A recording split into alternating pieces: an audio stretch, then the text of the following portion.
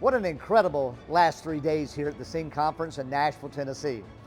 We've been so encouraged, as you see this set here, to have interviews with key speakers and hear really just wonderful testimonies. Things that I know will encourage you in learning how to share your faith with a crazy culture, how to just grow deeper in your walk with Jesus, and then to hear what God is doing around the world. Now, I pray you'll stay tuned and that you'll watch this next video, and I know that it'll be an encouragement to you. I'm here with Pastor Jim Thomas. You were in music ministry for 20 years. There was a band called Say So. Yeah. So tell us a little bit about that ministry. We're mostly 80s and 90s, maybe a little bit into the after it turned 2000. But we were what we called it was how do we say it? I'm trying to remember now. Artsy pop music for people who aren't mad. Yeah. Like angry mad. Okay. No angst. No angst. Yeah. Kim is incredibly poetic and creative. I was the sort of musician, the instrumental side of things. Right. And she was the lead singer, and just a delight to watch. I think you can still find stuff on YouTube. Yeah. Especially the Mercy Me video, which I think I told you about. Yeah. It's not the band Mercy Me, but it's a song we had before there was a band Mercy Me. Right. But that stuff.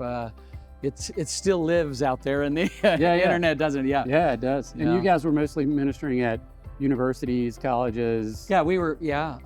Lots of large name schools and small schools that nobody's ever heard of. Yeah. But sometimes we'd play a nooner at one school, drive 2 hours, set up and play an evening concert. And it was just the two of us with a small sound system. Right. In a small setting.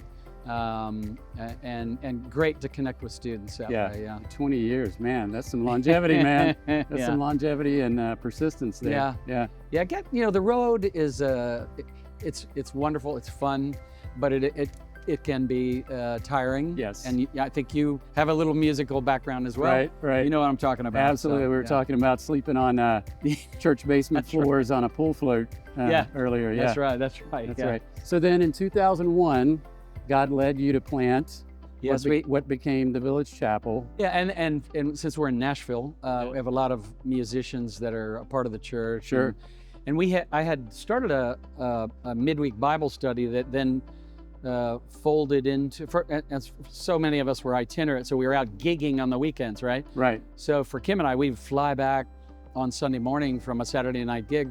Right. And just couldn't get to a church in Sunday morning, so Village Chapel became sort of Sunday night church, which was an option for a lot of traveling musicians. Sure. So that's how we began.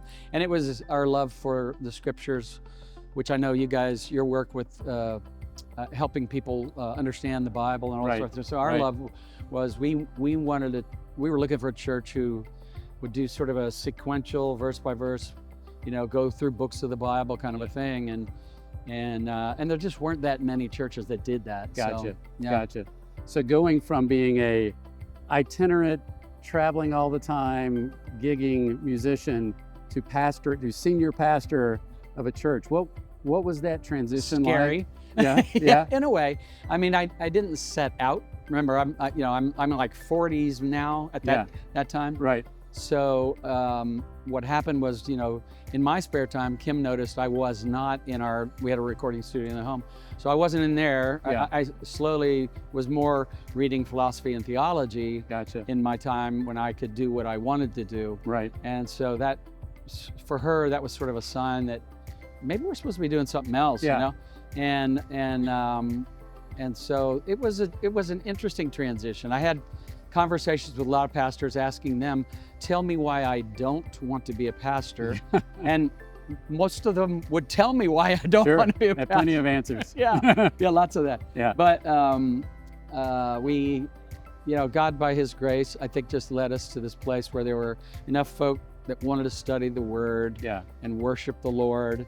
And so it's my first pastorate, but it's 24 years old now. Yeah. And it's a wonderful church. We love it. I'd go there even if I didn't work there. Yeah. So wow. Yeah. That's fantastic. So what was the most difficult or maybe surprising pastoral skill that you had to develop? Yeah. What drove me to do this was my love for the scriptures and wanting to teach. Right. But as one of my pastoral mentor types, Scotty Smith, said to me, he asked me what I love to do. I said, teach, preach, teach. He said, well, that'll be about 10% of what you do. And he's right. Yeah. And yeah. Again, by God's grace, I've come to love the other 90% that in some cases I really didn't even have a skill set at all for, because, there's just like with music, and this too, the driving 15 hours, is a huge chunk of time, right, to get out to play for 1 hour or hour and a half or whatever it might be. So most of what you do is driving the van. Yeah. In my case, most of what I do as a pastor now is not behind the pulpit, but it is a significant piece of what I do. And that's a great analogy. And the sound check and so. Yeah. But as a pastor, you're learning to listen. You're learning to encourage people. You're learning to, in some cases, counsel or comfort people. Yeah. And as we've gone through, 24 years of ministry, we've been able to add to our staff people that are better at that than I am. Right. And so I think it's always wise to hire to your weaknesses. Right. And so if you're not good at this, find somebody that is, yeah, and allow their gift to blossom and bloom. Sure. So yeah. Yeah. Gotcha.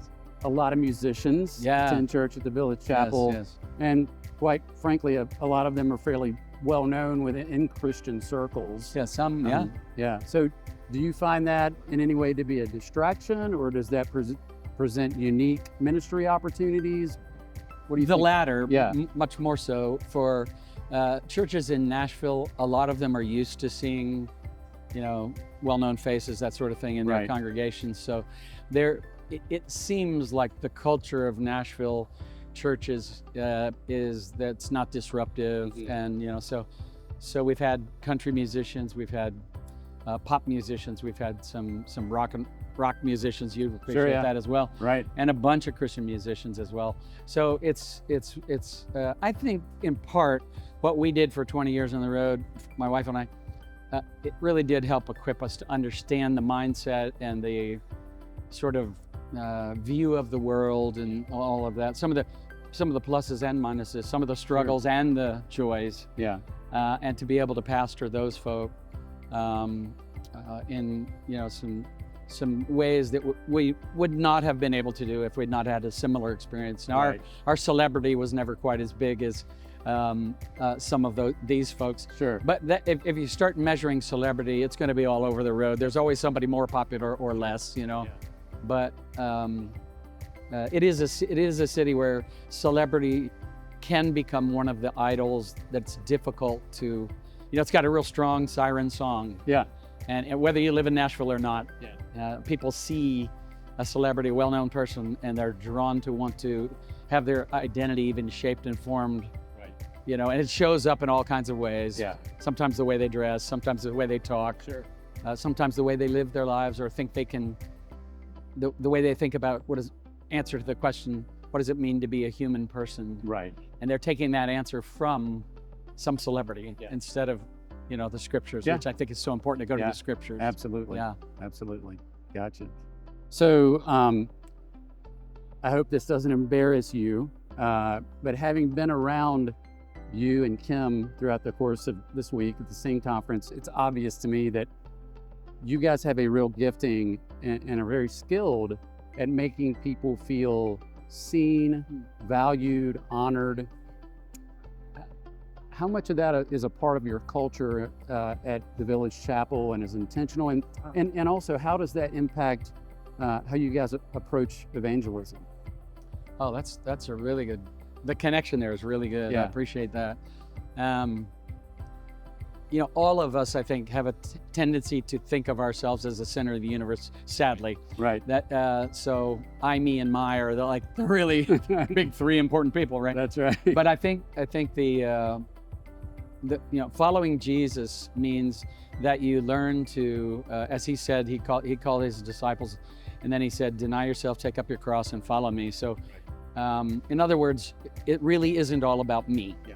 And I think a room full of people that think it's not about them is a beautiful room full of people. Oh yeah. And it's a welcoming room full of people. Yeah. It's a lovely they're looking how to meet the needs of someone else. So when we tell everybody when they walk into the room at our church, we tell them over and over again, think like a host and not like a guest. Yeah. Because if you think you're a guest, you're going to think, oh, we should all cater to your needs. Sure. Right. But if you think I'm the host too, I'm supposed to be welcoming Chris, to come in. And so I think that's really important. But if we all did that, in our church, if it only seats 350, but if 349 of us think it's all about me, yeah, we're in trouble. Right. Right. But if even 100 of us think it's all about the Lord and then it's all about us, sure, then we've got at least a starting chance. Yeah. You know what I mean? Sure. And then particularly as you have, visitors or non-regular attenders who come in, they can sense that, right? Yeah. If you're truly interested in them as people and who they are and their stories, and we all have a story. So true. That can do a lot to soften the heart and prepare them perhaps to receive the gospel. I think you're right about that. I think the question behind the question in every person's mind, the question behind the question for them is going to be, does the God you want me to believe in love me or care about me? And that's what, when you go through the scriptures and you get to the begats, or you get to some genealogy running list, in Matthew's gospel, the first chapter, 42 names before you get to Jesus, right? And that just says, listen, every person is important and God knows your name. Right. And I think it's really important for us to make sure that as we're doing evangelism, and I love what you guys do, of making evangelism personal. Yeah. I think that's going to be so important moving forward as technology, which is wonderful, but as there can be an effect that dehumanizes us. Sure. And we don't know how to be present with one another. And I think it's important for Christians to continue to be present with people. Yeah. And like you said, make sure they know that they matter. Yeah. And we need to see them as Jesus sees them. Right. And God gave me 2 ears and one mouth. So yeah. Even though in this moment I feel like I've talked too much. No, not at all. That's the I should be here. using my two No. ears. And so evangelism for me begins with asking questions. Yeah. Not let me tell you what I think. Right. But for me, evangelism, we just had an instance where somebody, a rather famous comedian, came through and wanted to come visit the church. His manager called in advance. Right. And wanted to set it all up and everything like that. And I said, love to have you, that's fine. Yeah. But I wanted to do a Zoom call. I said, I want to hear your story. Why are you drawn to this church? Yeah. And was able to share the gospel with this person a little bit more. And they sensed that we cared about them and their journey and where he was at curiosity-wise and all that sort of thing. That's great. And it's turned out really wonderful. Yeah, that's So, awesome. Well, and you mentioned a moment ago, a question that an unbeliever might have is, does this God you want me to believe in truly care about me? Yeah. Well, we have to demonstrate that, right? That's because right. then they're thinking, you call yourself a Christian, That's right? You're to be following this God that you want me to follow. How are you demonstrating that you actually care about me as a person, that you're not just trying to tell me, what you want me to hear?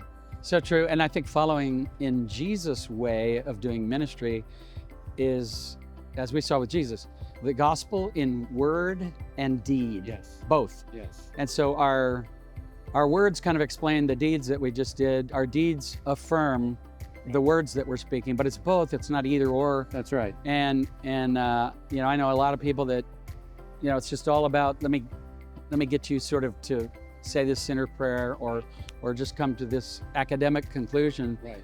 But I think we need to, we're called to make not only sort of people that can be baptized, converts, but also disciples. And again, I love what you guys do because you're making the word accessible, and that's really, really important. So thank you. Man, it's been a pleasure to chat with you. How can people learn more about you, Pastor Jim Thomas, about the Village Chapel? Probably two things. TheVillageChapel.com is our church's website. All of our worship services are posted on there. There's lots of resources. We have a great library up there that you can access, which just some of the books we recommend. Yeah. As for me, I do have a podcast called Timeless Truth. And I think if somebody was searching any of their podcast platforms, just look for Timeless Truth, Pastor Jim Thomas, or Nashville or something, Right. and they should be able to find it. But I walk verse by verse through books of the Bible in 15 or 20 minutes a day. Yeah. But I mean, I like to go through the whole book. So if you're looking for a daily devotional and you want to go through the Gospel of Mark or something, I'm there. Amen. I'm going to tune in. Oh yeah, I'm I'd going love to be to there have with you. Yeah, that's right, man. That's good. Brother, thank you so much. Thank you. It's been a true pleasure. God bless you guys. God Yeah, bless you as thank you. well.